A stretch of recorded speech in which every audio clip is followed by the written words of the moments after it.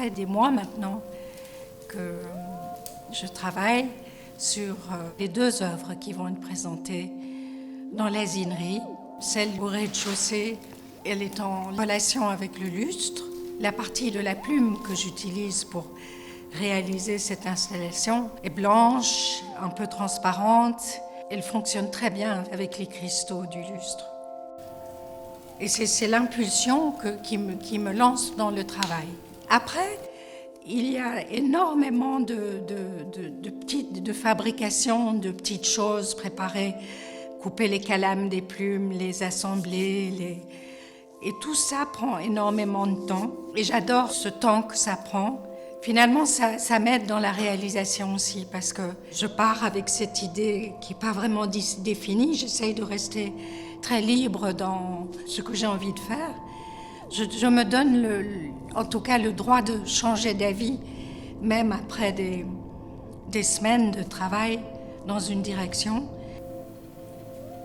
Et puis on essaye, et puis on continue, et puis ça, c'est pas terrible, alors on essaye d'adapter, et c'est toujours comme ça.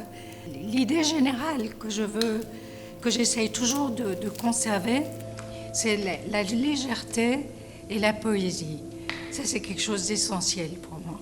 Et si des gens peuvent être émerveillés, ou des enfants émerveillés, ou alors j'ai gagné, je suis contente. À l'étage, il y a un grand corail noir. C'est une autre partie de la plume. Il est tout noir. Il est plein de mouvements. C'était beaucoup plus facile, ça, parce que je l'ai réalisé en partie dans mon atelier. Et puis après, je devais l'intégrer à la pièce. Dans le meuble, le long des murs, il y aura une partie du madrépore qui poussera, qui aura grandi dans ce mur et qui débordera un petit peu de l'étagère. J'aime bien travailler avec le calame de la plume et la partie avec les barbes. Celle-là, par exemple, a été utilisée pour le grand madrépore noir. Mais les autres parties, par exemple, pour le travail avec le lustre, c'est la partie blanche, c'est la partie légère, enfin plus résistante, qui est assemblée. Et on ne sait pas très bien ce que c'est. Moi, j'aime bien qu'on ne reconnaisse pas le matériau tout de suite.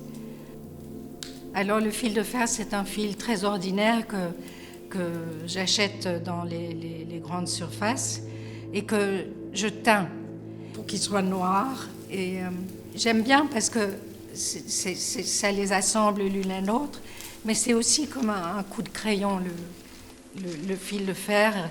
Il suffit d'une torsion du fil pour qu'il tienne, que la plume tienne.